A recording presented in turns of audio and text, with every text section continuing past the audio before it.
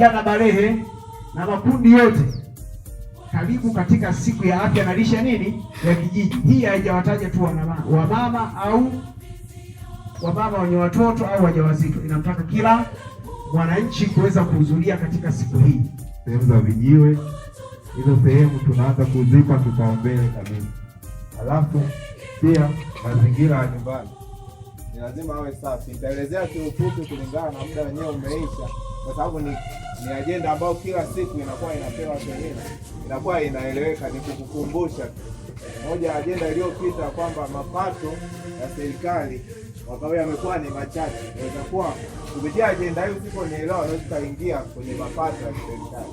Kwa maana hiyo ikiwa vijiweni umekuwa kuchafu, kuna watu yale maeneo yanazunguka na serikali itajipatia kipato. Ikiwa nyumbani kumekuwa tofauti, serikali itajipatia kipato.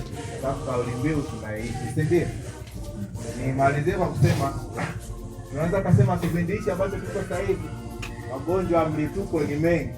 Hili swala ni la kata nzima, kwamba inatokea changamoto kama hiyo au namna nyingine, hata ni ajali au hiyo ya kubakwa au katili wote wa aina yote ile, inapotakiwa PO3, mnaweza kuja ofisi ya serikali ya kijiji wakawaandikia barua ili muwe na urahisi wa kwenda kituo cha polisi ili mpate hiyo PO3.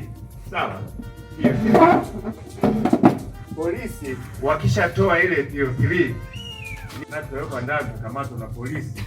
Kwa nini umeficha au hujakabidhi ile PO3 kwa daktari? Kwa ndugu zangu wanakata Utalingolo, manake leo hii ni elimu. Sasa faili ijayo itakapotokea tena, alafu mtu anakamatwa anapelekwa polisi, hata kwangu diwani msije. Inaeleweka vizuri jamani? Msije sawa sawa. Niombe vijana, kwa wale ambao wapo na muwe mabalozi kwa wale ambao hawapo, tusitoroke kwa neno hili mgambo. Tusitoroke na tuwaambie wasitoroke, kwa sababu imeshasemwa mgambo wa sasa ni wa kisasa. Yaani vijana wenyewe sasa hivi wakuelea hivyo kama kuku wa kisasa kama broiler. Ndio. Kulia! Toka! Tunaweka taifa letu juu, hakuna anayelivunja.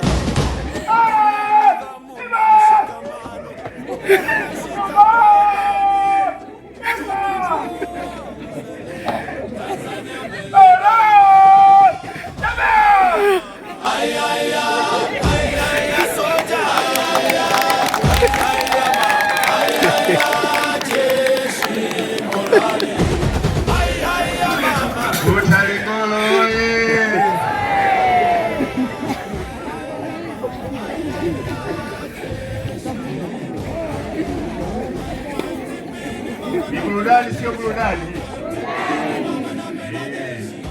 Sasa mimi waombe sana vijana wangu, wala hata tusiogope. Kwanza mimi niwaulize, tumeambiwa mafunzo yatakuwa ni masaa matatu. Mimi naamini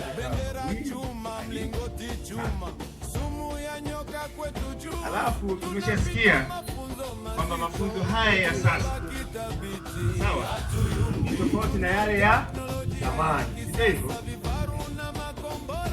Ndio kupenda kitu kama nilivyopenda mimi hapa. Sawa?